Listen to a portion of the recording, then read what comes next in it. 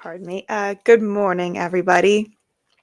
Today, we would like to talk about a tragic event that happened earlier this week on September 10th, the political assassination of Charlie Kirk at the University of Utah Valley University, excuse me.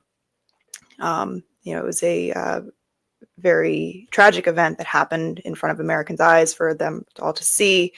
I would like to talk about some of the implications that may fall out from this, and where do we go as Americans. So I want to pass it to you, Senator Black, to start this discussion. Yeah, thank you, Morgan. Charlie Kirk was arguably the most powerful youth leader in America. He formed Turning Point USA, very very influential group during the election campaign, and his influence may have had a really massive effect on the election itself. So what he would do, and this was sort of his standard MO, is to go out to campuses across the United States, many campuses, very frequently, and he would just invite people to come up and debate him about anything, so they could bring up whatever topic they wanted, political topics typically, and he would just discuss with them. And because he wasn't swept up, or I would say he was not boxed in by traditional liberal culture. He would just answer questions in a strictly rational way. It wasn't even partisan. It was just a purely rational discussion. And he would be approached by people who were pushing the transgender issue, and he would just speak to them very rationally about a position that they were taking, which typically is quite irrational. If you believe a man is a woman, or that he can just wish himself into a different sex, then that's not a rational position to take. And he would do the same thing with issues like abortion, where he would simply drill down to the basic scientific facts, and he did it in a kind of a lighthearted, polite way. He never tried to just humiliate people who were talking to him. He sometimes try to find a little common ground where he could, but people would line up by the thousands. Many of them coming there. They hated the fact that he was not part of the woke revolution, and they wanted to see somebody walk up and debate him and make a fool of him, and they never could. And he was tremendously influential because we had reached a point over decades and decades where there was sort of a warping of political thought, to where it was difficult for people to just think rationally. And a tremendous advocate of free speech, and it was a powerfully Christian message. He wasn't a preacher, and he didn't do it to preach, but he used Christianity as one of the foundations in everything that he was doing. And I think that the fact that he was outspoken, there's sort of developed, since back in the 1930s, developed this cultural habit where you can be Christian, but you have to do it in a very subtle way. You have to kind of distance yourself from the reality of Christianity and Jesus Christ. You use terms like, instead of saying, I'm a Christian, you say, I'm a person of faith. Well, everybody's a person of faith. I mean, the biggest atheist in the world is a person of faith. He's got a faith in something. But so politically, you're just required to water down what you say about religion, and he didn't, which inspired many people. And then there were many people just had a burning, sizzling hatred of the man because he dared to walk over that cultural taboo and to acknowledge just a clear definition, or a clear belief in the reality and the history of Jesus Christ and his teaching. But he did it so effectively. And so it did inspire a level of very intense hatred. And we had people like the killer, Tyler Robinson. At this point, unless you know something I don't, Morgan, I think it seems like he's likely to be kind of a lone wolf in this. Is that your impression? I would say, given the two other men that were arrested that acted very erratic and odd, it draws more questions. I'm not sure if you had seen those videos. The two older men, one of them was just kind of acting very erratic and saying, shoot me, basically. Okay. No, I had not seen that yet. So that draws more questions to the fact of why would these individuals be acting this way. So I very always ask questions. Well, and it is always a good idea to ask questions because, during the climb to power for Adolf Hitler, the thing that eventually got him elected is that he was legitimately elected as the Chancellor of Germany, but it was after a very dramatic event where there was this crazy Dutchman who hated the Nazi movement, and he went and he burned down the Reichstag building, which is sort of like the Capitol building in the United States. It's the seat of government. And there's only speculation because a lot of what happened was buried very quickly. But there's no doubt, I think, that this individual actually did light fire to the Reichstag. But I think historians think that there's no way that somebody just coming and throwing a match into a trash container in this huge building was going to burn down the whole building. So I think the speculation and what makes sense is that probably the Nazi brown shirts had agents who went in and basically poured diesel fuel, gasoline, or whatever up and down all of the aisles of this very large building. And so when you had this goofy character come walking in, he walked in and he threw a match in the trash and was probably as stunned as anyone when the entire building went up in flames. And as a result, it was a very traumatic national event. The Germans were distraught; their capital had been burned down, and in the aftermath of that, then Adolf Hitler was elected as Chancellor, and the rest was history.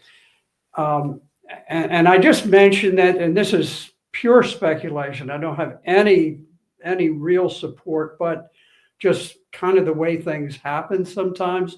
here you had this Tyler Robinson who had become intensely politicized. He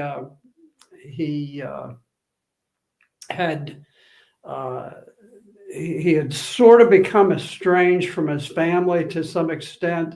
He'd rejected all of their values, and so you had this guy who was so extreme in his beliefs, and when you have those, there's always the opportunity for forces to move in and to encourage someone like that. It's not that the person is just sort of recruited out of the blue, but you have somebody who is already inclined to do something, and they sometimes are used by different movements. I'm not saying that happened here. I'm just saying that it's something to be watchful for. And as you say, maybe there are some other people who are involved, and if they are, that might be telling, because it may be more than just a handful of crazies who just decided to do something. Now, I picked up on something this morning. Apparently, there's a very large, described as a massive trend sweeping TikTok, where there are lifelong Democrats and self-described liberals who are, they've been so shocked by the way that Democrat leaders, Democrat officials, and Democrat activists have come out openly celebrating the assassination and the murder of Charlie Kirk, that has really stunned a lot of them, particularly young people who are looking and saying, wow, what have I become part of? And a lot of these people are just kind of announcing their rejection of the Democratic Party. Now, when this was first announced on the floor of the U.S. House of Representatives, the Speaker, Mike Johnson, just made a very simple, somewhat somber announcement that Charlie Kirk, the founder of Turning Point USA, had been assassinated, and that we would have a moment of silence. And so they had the moment of silence, and afterwards, I believe it was Representative Bobard who made a motion, point of personal privilege, where she was able to stand up, and she said, Mr. Speaker, she said, I believe that silent prayers get silent results. And I wonder, is there someone here in the House who could give a prayer, a vocal prayer for Charlie Kirk?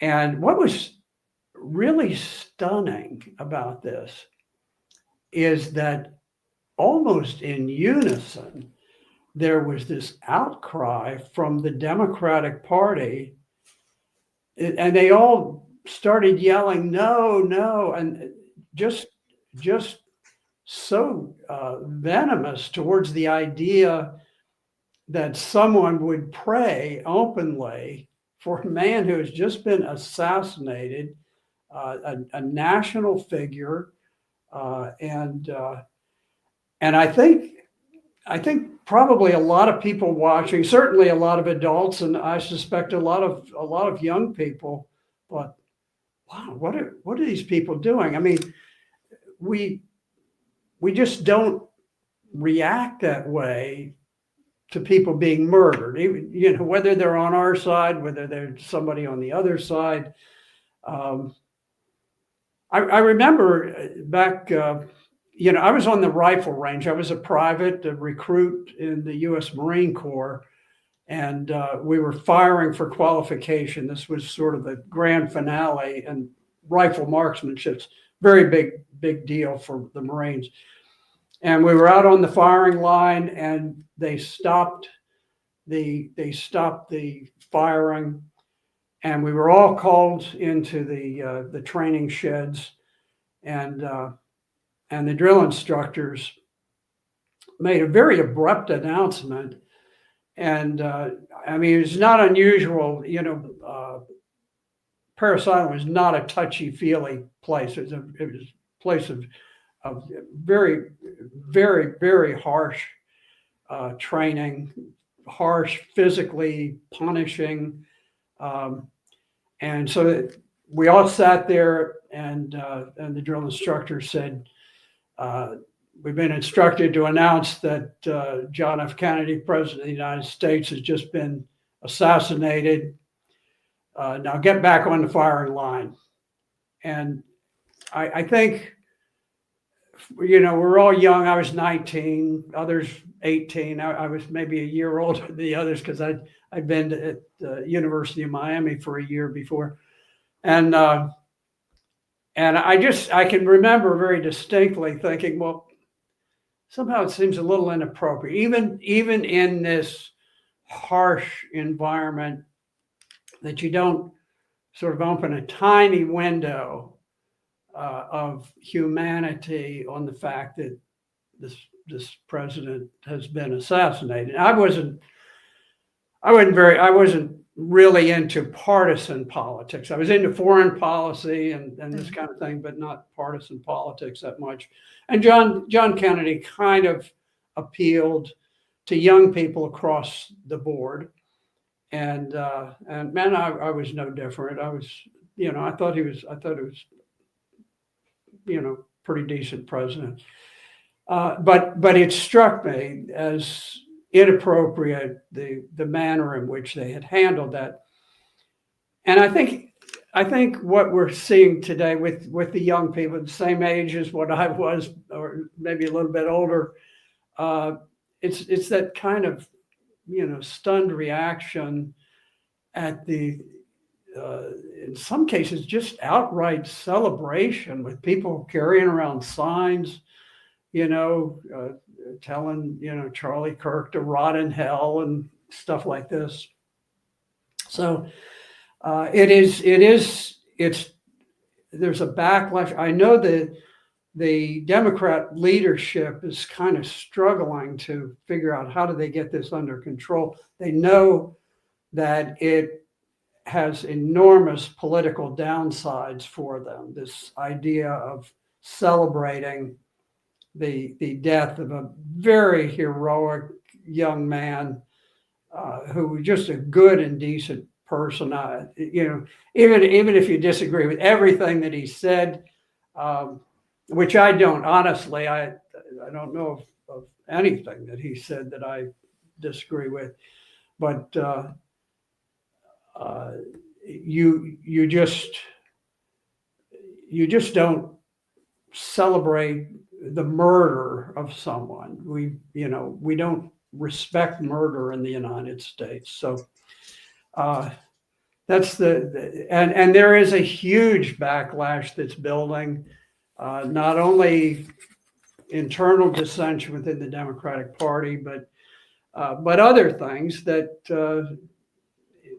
it is going to have, I think, a very far-reaching impact on our country. And Morgan, what are your thoughts on that? I know you and I had talked about this a little bit before going on the air.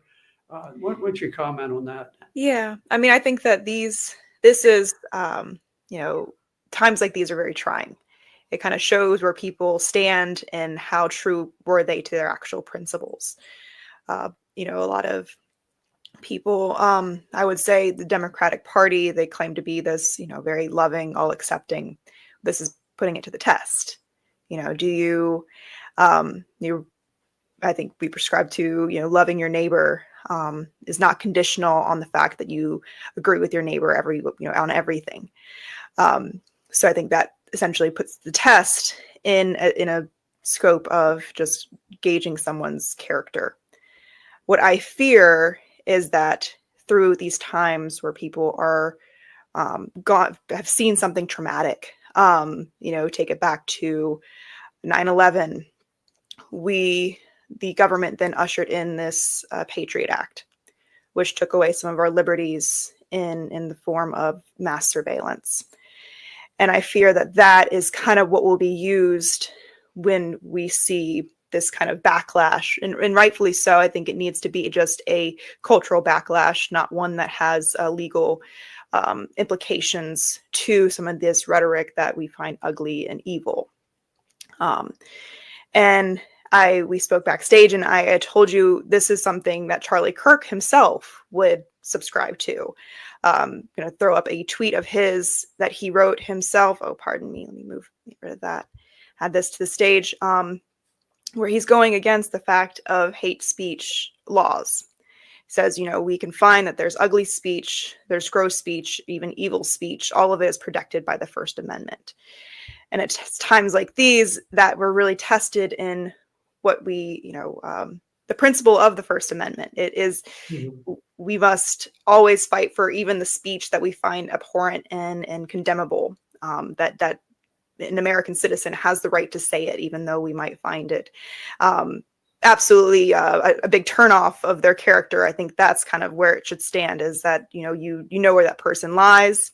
And it's honestly a better thing that they show who their true character is.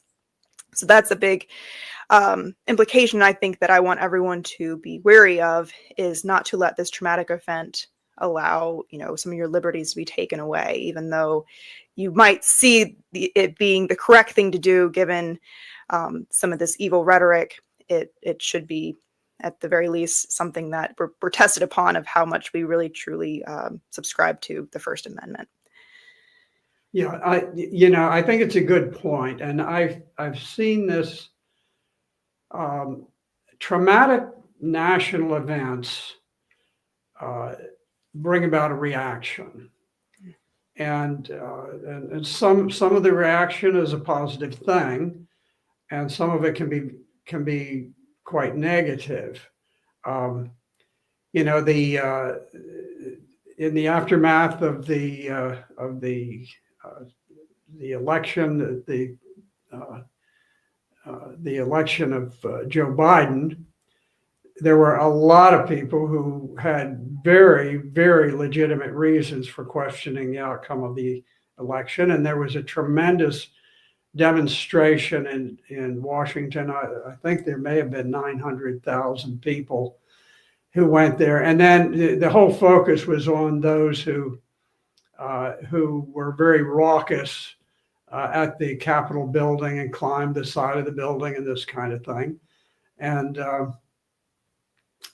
in the aftermath of that, there was an enormous crackdown launched by the FBI on anyone who had attended the demonstration. And certainly there were some people who had done things that that you would prosecute them for. It was a massive demonstration, and it sometimes got violent, but there was not a single weapon carried by anybody into the Capitol when they went into the Capitol. And the crackdown was so draconian. There was a woman that I knew from church, and she had gone to demonstrate at the Capitol. She'd never gone in the Capitol building, never attempted to go in. And she was hounded by the FBI for 2 years, basically because she attended a protest in Washington, D.C. And I'm aware of one fellow who wasn't there in D.C., but he texted messages of encouragement, and he was sentenced to 23 years in federal prison for sending some texts. It wasn't text saying go and murder somebody. It was just text of encouragement. So that was an example of absolutely draconian, outrageous behavior on the part of the government. And I think we can see it in whatever direction things go. This is we see throughout history situations where events are created for the purpose of bringing about a national emotional reaction. And, talking about the burning of the Reichstag that brought Hitler to power. There certainly were questions about the situation in Gaza, where in the immediate aftermath of that first attack on the Jewish settlements, there were very serious questions about why Benjamin Netanyahu had ordered troops away from the border where they were supposed to be protecting. A lot of very serious questions that simply got buried in all of the emotional outgrowth, and from there we now have this slaughter, this just uncontrolled slaughter of humanity occurring in Gaza, and so you see times where, in some cases, governments can be very sinister in orchestrating things to bring about this kind of emotional reaction. I don't know that will happen, but I think there's certainly going to be results from this. Already, I'm seeing there was a judge who had, I think he's in Ohio, and he made some outrageous posts to, basically expressing his joy over the fact that this guy had been murdered, and I think he clearly violated rules of professional ethics for judges, and there are very serious calls for him to be removed, and appropriate. I don't have a problem that people would sometimes suffer the normal consequences that they do for really outrageous behavior. But what you're talking about, and concerns that I share, are that there might be there could be a tendency to ignore very important principles like the right to peacefully assemble, and like the freedom of speech. And those rights are always being buffeted from one side or the other. And so we need to defend them, because they are what makes our culture what it is, and they're always at risk of being being damaged at times like this. Yeah. And drawing it back to, something you had mentioned is, what's going on in Gaza. A lot of, I see some of the heinous takes on, basically boasting about this man's murder, Charlie Kirk, was the fact of where he stood on this issue, which I find interesting, given that if you actually look at what he was saying, Charlie Kirk was a main figure that actually went against Donald Trump in his presidency on the strikes at Iran. Not from the standpoint of maybe with how the left would have liked to have been prescribed, but from, I don't think this is good for my country. He was very vocal about some of the bills that Congress was pushing to equate anti-Zionism with anti-Semitism, therefore making it a prosecutable hate speech offense. He was very principled in that stance. So a lot of what I worry is that this is going to be used to stomp out some of those protestings on the left, in that sense of where they're speaking out about Gaza, and they're falling into the trap, essentially. And what I saw on the news that was coming out, we spoke backstage. A former Utah congressman was talking about how this hate speech should be a prosecutable offense. And then I saw later former member of the State Department came out and said that this is kind of the litmus test that we will be using to accept visas. Something that I find totally left field, given that this man that conducted this act was an American citizen, didn't prescribe to Islam. So to kind of push that ideology and gin up fear and stoke, basically stir the pot to try and create an atmosphere that's going to allow for more censorship and more laws to kind of cramp down on our free speech. I would just warn some of the people that subscribe to the left and are taking this action that you are not doing yourselves any favors, because I don't think you either really with open ears listen to what Charlie Kirk was saying. Maybe he didn't say it in the most eloquent way, but he definitely was coming at it from American perspective. Wasn't so pro-Israel that some people kind of prescribed him to be, given that reports came out that I think Benjamin Netanyahu earlier this year had gone to Turning Point USA and asked to give them an influx of money, and Charlie Kirk denied it on a stance of principle that he wasn't going to take foreign countries' money. And so all these things we can applaud him for, even though he doesn't subscribe to everything that, the people on the left may feel so passionately about, and rightfully passionate about what's happening in Gaza. So I think that's very important to note. And I just so much caution I wanted to send to people that, don't let a traumatic event allow our government to take some of your rights away. Yeah, Charlie Kirk was a very staunch supporter of Donald Trump, but he wasn't an unquestioning supporter.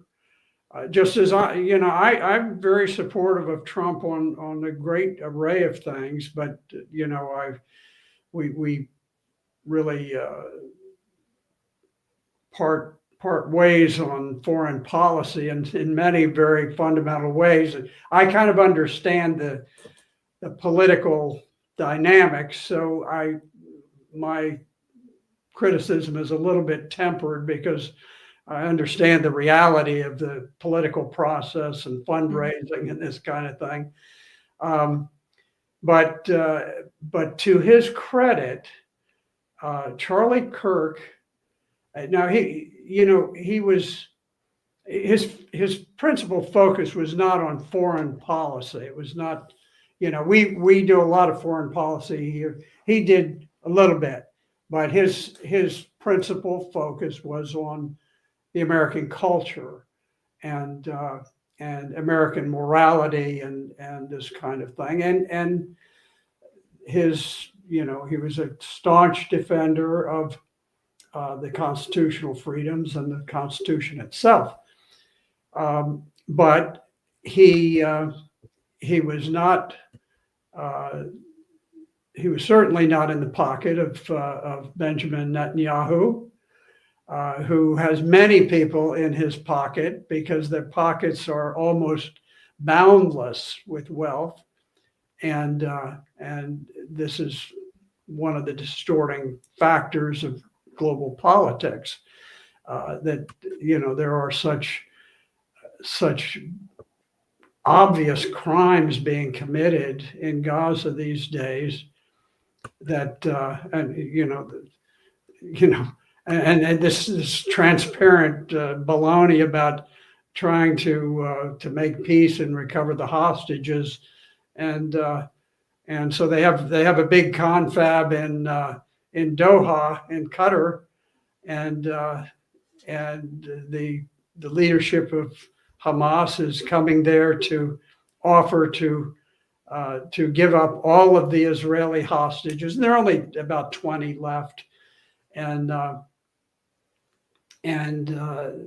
Netanyahu launched an attack on basically a diplomatic meeting, which is a clear violation of international law, and they said, "Oh, look, we've killed 24 senior Hamas leaders," and as it turned out, apparently Turkish intelligence had picked up on what was taking place and warned the peace negotiators from Hamas who were not present, and so to the extent that people were killed by the Israelis, they were probably more like janitors and clerks and lower ranking officials. I don't know whether they were from Hamas or not, but apparently Netanyahu did not get the peace negotiators.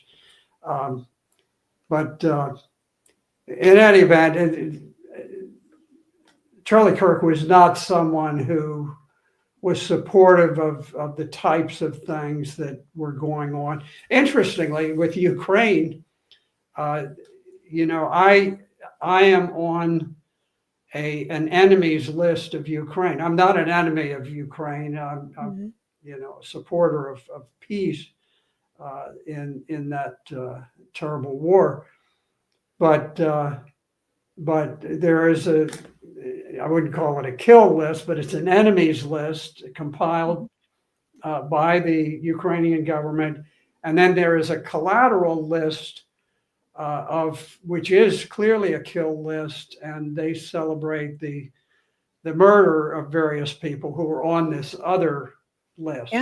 Yeah, we know a bunch of people on that list. They're our mutual friends, and I would also admit that Charlie Kirk was on that list as well. Charlie Kirk was on the list because I think he understood a little bit about the background of how the war started. It didn't just start because President Putin decided one morning after tea, let's launch an attack on another unprovoked attack. Yeah, that was an unprovoked attack after NATO had assembled this great Ukrainian army to attack the Russian-speaking areas on the border of Russia inside Ukraine.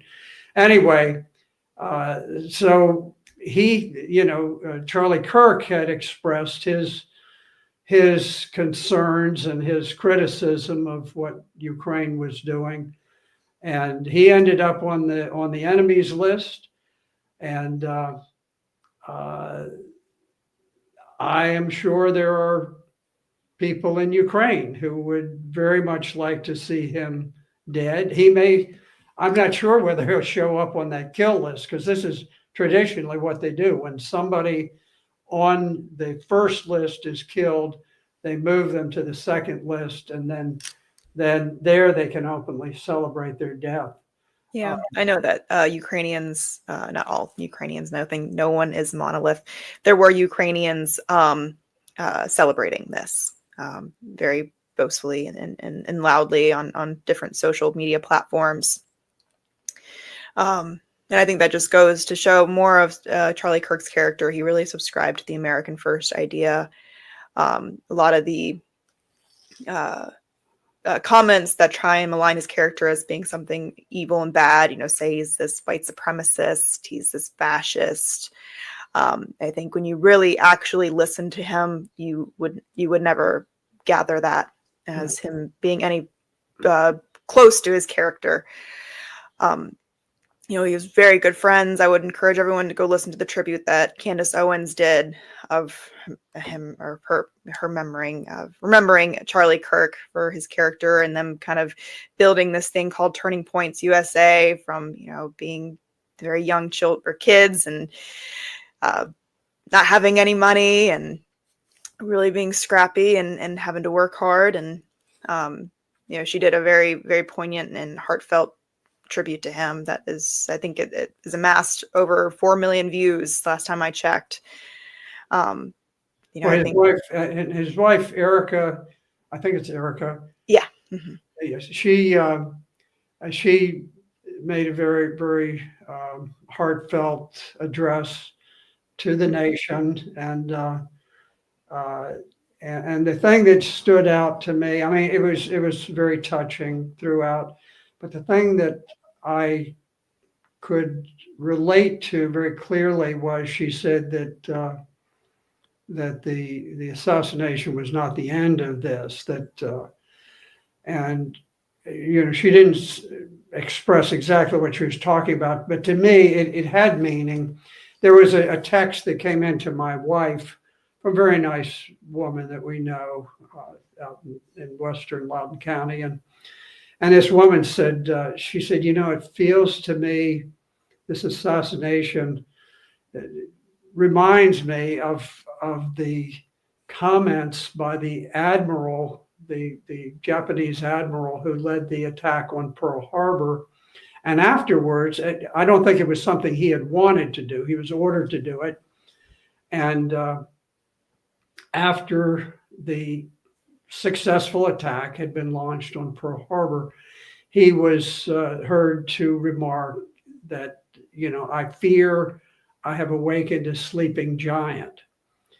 And this woman who texted my wife said that what's going on now and the reaction here just reminded her of that statement by the Japanese admiral that he had said that.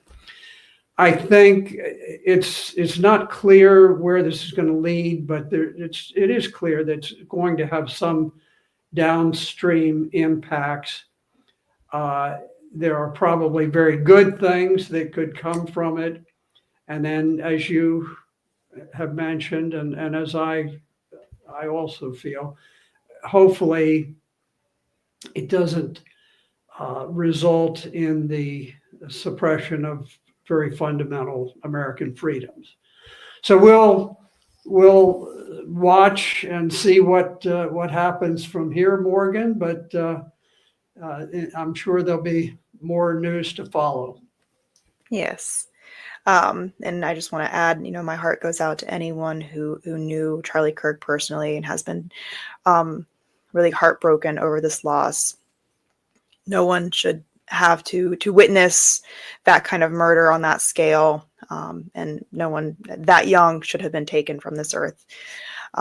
So I just want to send my condolences. And I hope that through this tragedy, we learn to do what Charlie Kirk did and have more dialogue and learn to love your neighbor, even when you don't agree with them. So with that, I will thank everybody for joining us today and join us next week to focus on the news. Thank you.